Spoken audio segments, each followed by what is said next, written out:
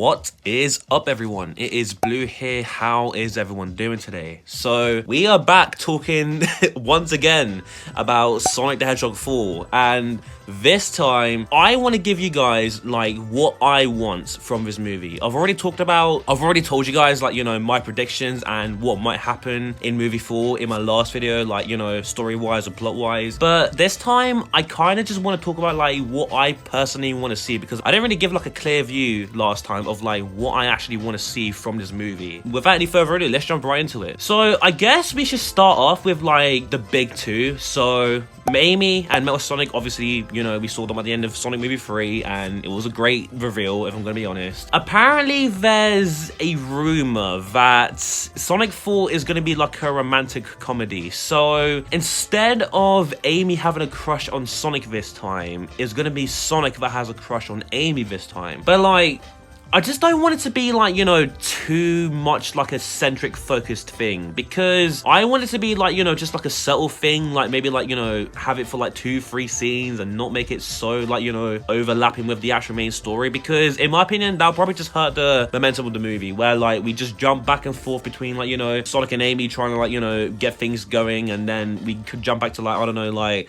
Shadow Fight and Metal Sonic and stuff like that, you know. That's something that I don't really want to see.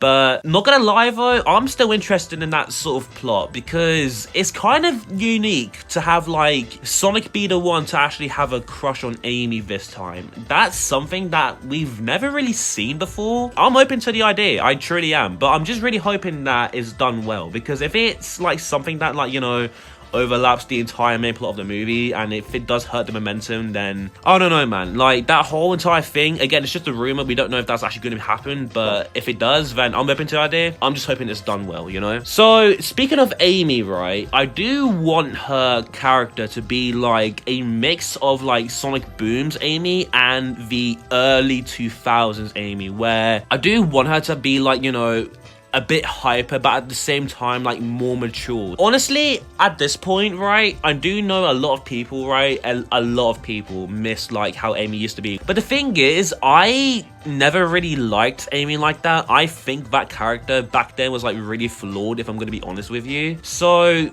that's why I said in my Sonic movie 3 review that like I love the Amy that we have nowadays, where like she's her own person. She actually wants to go out in the world, do her own thing. So that's why I'm hoping that like, you know, they do keep it a bit tame, where like, yes, she is mature, she has her own goals, hence, you know, why she came back to the past, but we'll get into that in a minute. But at the same time, her also having like, you know, those sort of moments where like maybe Sonic says something, or like maybe Eggman says something, or someone in the group says something and then she gets mad about it, you know. I just want to see her, right, have like some sort of like, you know, short temper sort of personality, where like you say the wrong thing at the wrong time or something like that, and then she takes it to heart and then she snaps at someone, you know. But at the same time, obviously have that level of maturity as well. That's mainly what I want to see for Amy. But when it comes to Metal Sonic, right, I want him to be how he was in the OVA, where he was menacing. One thing I love about Metal Sonic, by the way, is the fact that like he's basically the silent but deadly type, you know. I did hear a lot of people, right, especially recently as well, where like some people actually do want Metal Sonic to talk, but like that design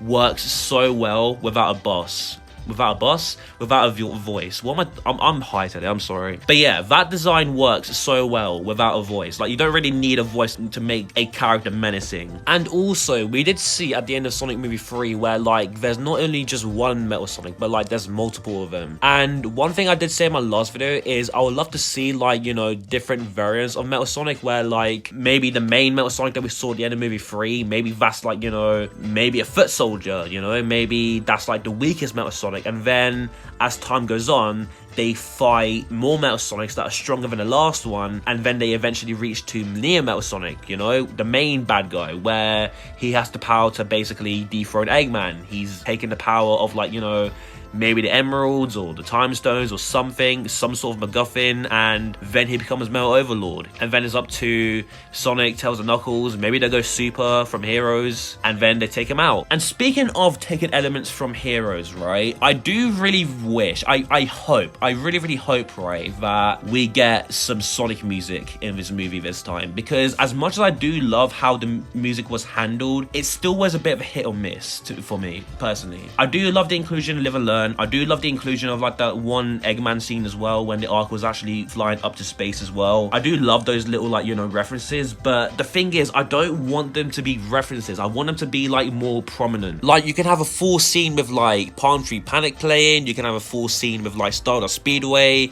Even in the finale, you can have like What I'm Made Of playing when Metal Sonic and Super Sonic fight each other. Like, there's so many different tracks to choose from, and I'm really hoping that this time they actually lean into actually, you know, taking more tracks from the games, because the reason why Sonic is as iconic as he is today is because of the music. Again, I do love how it was handled in movie 3, but I don't want it to be like just 1 or 2 tracks or even a reference, because I only now just realized this, and I only now just found this out in the scene where Sonic is running to the gun facility when he's wearing the crown, he's mimicking the king. You can hear a bit of City Escape playing in that scene, and this is coming from someone who's watched this movie multiple times, by the way. I only now just heard it, right? It's the same situation with Sonic Movie 2, where like when Sonic is saving Knuckles, there's like, you know, a tiny little snippet of the drowning music playing in that scene, and it's like, it's really easy to miss. So I'm really hoping that they stop doing that, if I'm honest with you. Like, I'm really hoping this time that Junkie XL and like Tom Holkenberg as well, like they actually do take some music from the games, because I never really understood why they always hold back when doing so.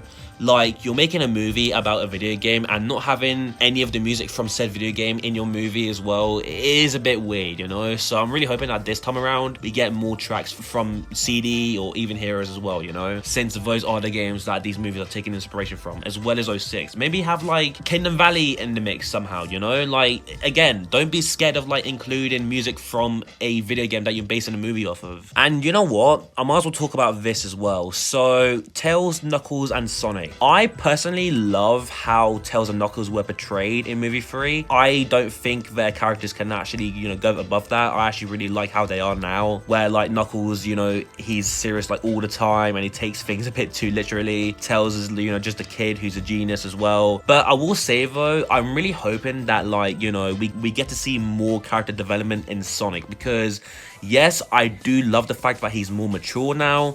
I do love the fact that he takes things a bit more seriously, but I think there's a lot more they can do with Sonic here. Like, we are very close to him reaching, like, you know, the Sonic that we know and love from the games, where, like, when there's a serious situation, he doesn't make any quirky jokes or any cheesy quips or anything like that. He actually, you know, helps out his friends when the situation is dire, you know, a guy that loves adventure too. Like, we are getting close to that sort of Sonic, but, like, I'm really hoping that this time around, when there's a serious scene or something like that, you know, I'm really hoping that he doesn't like make, you know, any like, you know, quirky jokes or something like that, you know, because that's something that like I really didn't like about movie 3. Like, I didn't like how like goofy it was. Like, when a serious scene happened and then they switched back to like, you know, some sort of like, you know, joke or something like that, it kind of did hurt the momentum of the movie, if I'm honest with you. So I'm really hoping that in movie 4, right, like when there's an actual serious scene and just the overall tone, I want the tone of movie 4 to be like, you know, a bit darker, a bit more serious, because